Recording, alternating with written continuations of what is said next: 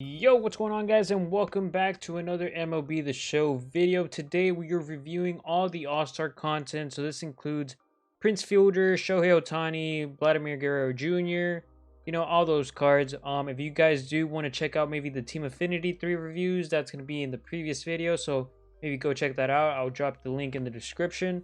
But yeah, if you guys are enjoying the content, hit that like button, hit that subscribe button. Drop a comment below on if you guys are enjoying the content, if you guys do enjoy these reviews. I was going to do minute reviews for all of them, but like I said in the last video, I just thought this was probably the best and fastest way to do it. But yeah, let's go ahead and get into it.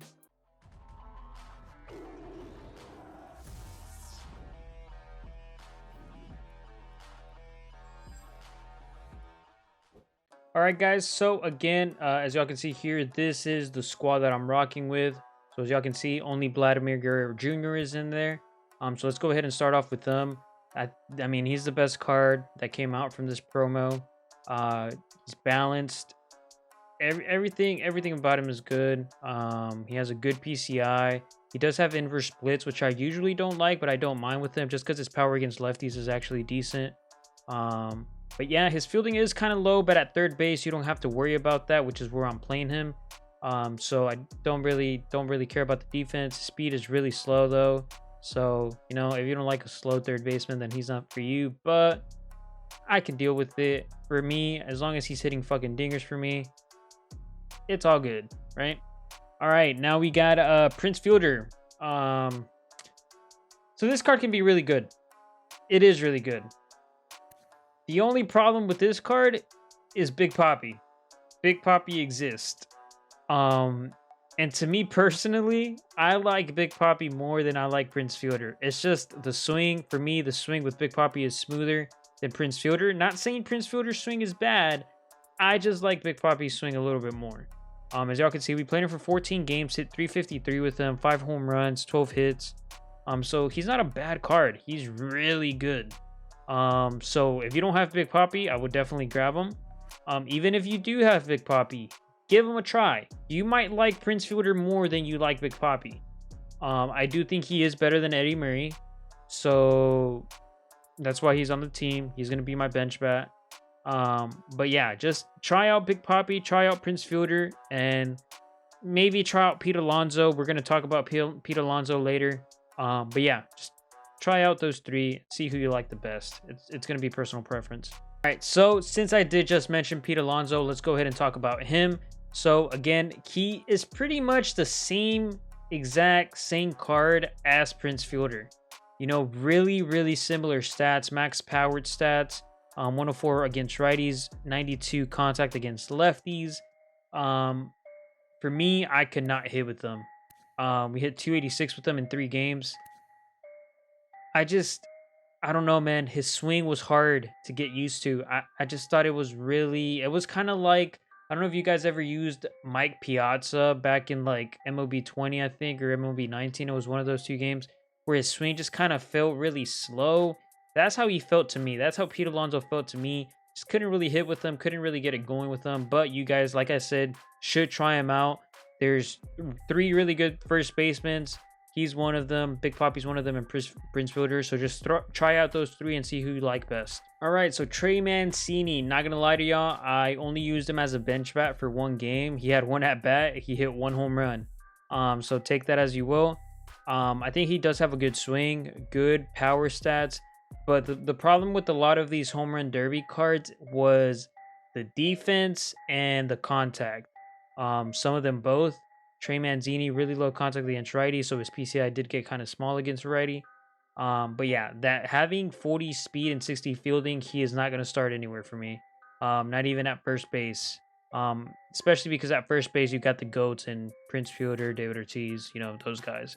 But yeah, just my thoughts on him. Matt Olson, didn't even give him a try. Honestly, I think if anything, his Team Affinity 3 card might be a little bit better. This one does have more power.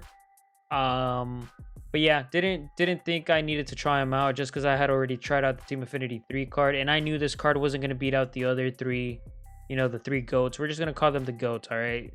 From now on, if I say GOATs, that means Prince Fielder, David Ortiz, and Pete Alonso, okay? Because those are the 3 best first basemen you can use in the game right now. Vladdy too, but like I said, I use Vladdy at third base, just so I can use those other 3 guys at first base. Okay. All right, guys. So at shortstop, we do have this Trevor Story. I'm gonna be completely honest. If you're gonna use Trevor Story, I would just go use the Battle Royale Trevor Story, the awards Trevor Story. This one does have better power, but his fielding is lower and his speed, I think, is a little lower. I'm not too sure, but his contact is definitely lower. I would definitely take contact over his power just because his PCI is going to be extremely small on the higher difficulties. So yeah, if you're going to use Trevor Story, just go use the awards one. Just trust me. This card's good, but it's not better than the awards one. Xander Bogaerts. So this card right here is really interesting to me. If you like Jackie Robinson, you might like Xander Bogaerts because they are really similar cards. The only thing Jackie Robinson has on this Bogaerts is speed for sure, and then a little bit of fielding. Fielding, he only has 80 fielding. You can get it to 85.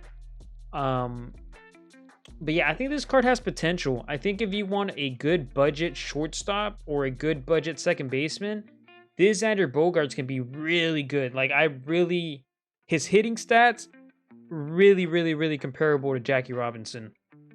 He doesn't have the maxed out contact against righties and lefties, but he's really close. So if you're a Red Sox fan, if you're a fan of big PCIs, this is your guy. This is your guy. Try him out. Do recommend him. Alrighty, so at second base, we do have this Rin Sandberg. Okay, look, I don't know if that's how you say his first name. I don't know if it's Ryan. I don't know if it's Reen. I don't know if it's Ryan. I don't know. But this card freaking rakes. Okay, I hit 571 with them. 8 hits, 4 home runs, and 14 plate appearances. This card was really good for me, and it was really surprising because I did not think he was going to be that good. But yeah, he can get the diamond fielding if you get him to parallel 5. He has okay speed. You can get him to 80 speed. But he just has a really nice swing, and that's what made this card good, is he has that nice quick swing. He has the same swing as last year, if you did use his 99 last year, I believe. So yeah, if you need a second baseman, this is a good option right here. I would definitely look into him.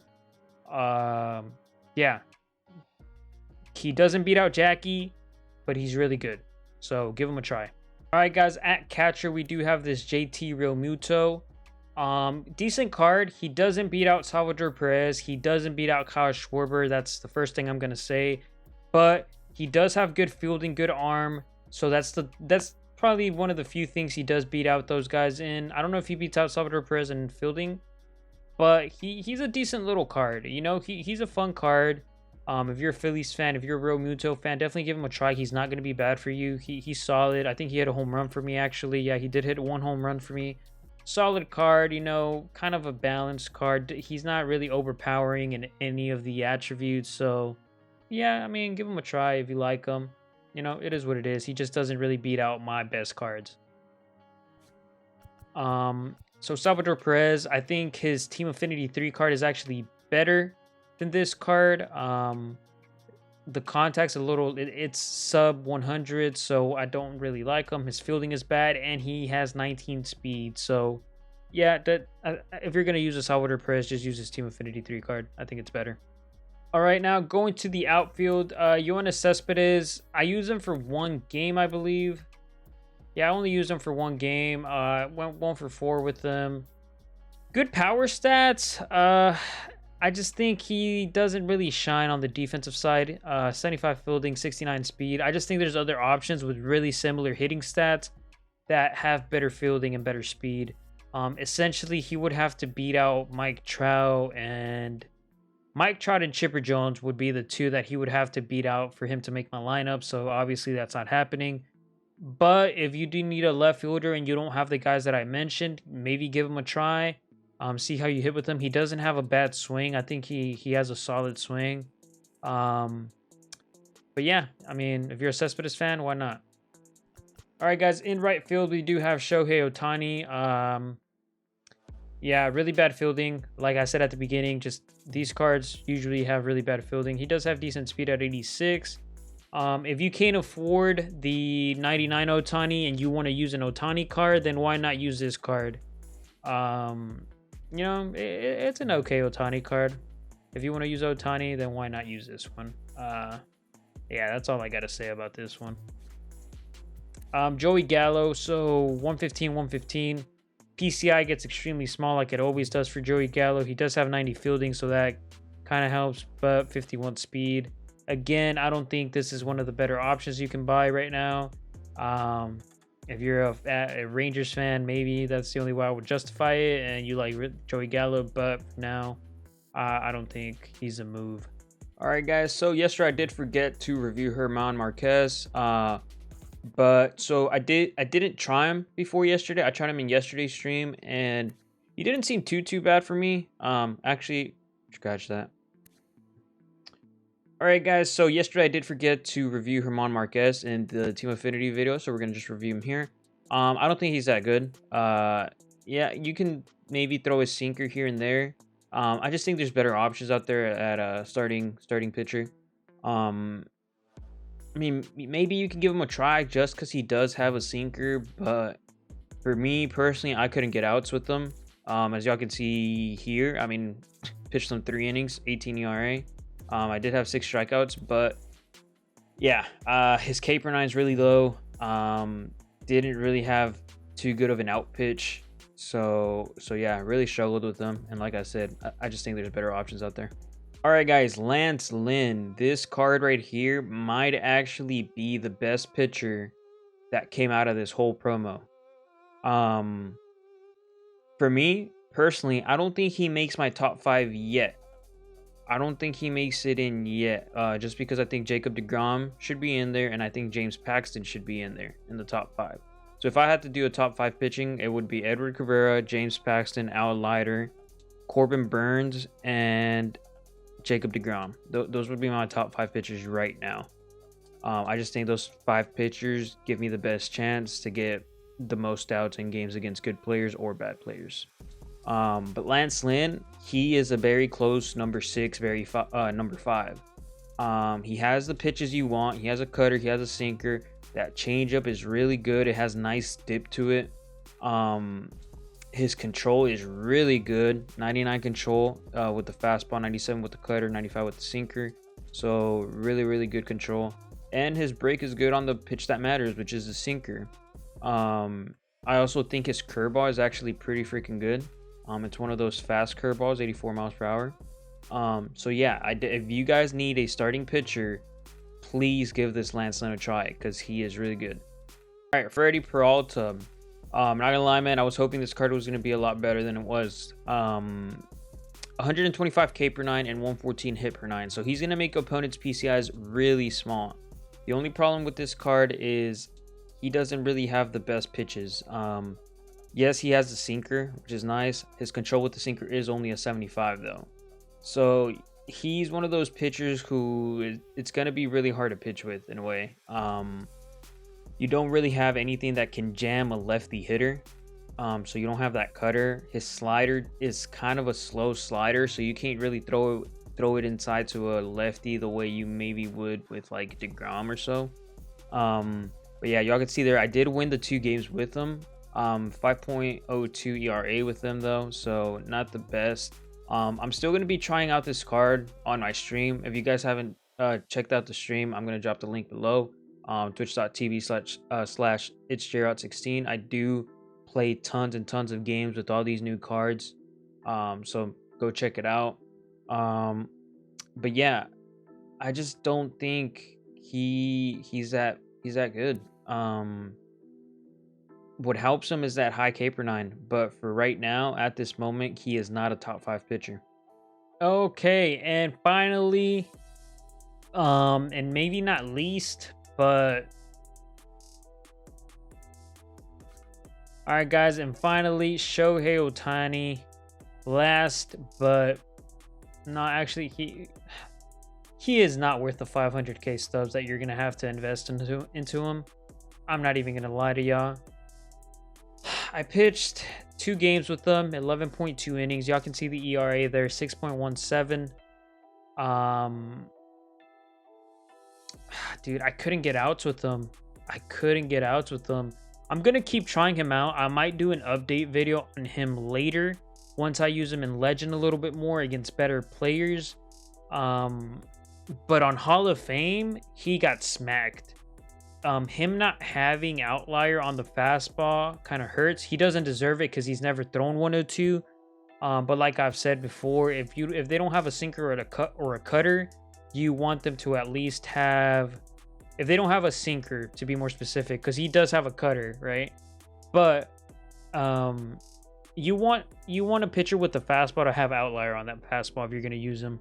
It's really the only way you can get outs with the fastball in this game is if you have outlier. But yeah, his cutter is 86 miles per hour, so it's not even a cutter. It's kind of like a slider. You can, I don't know, I think it's easy to read. His best pitch, honestly, is probably the splitter.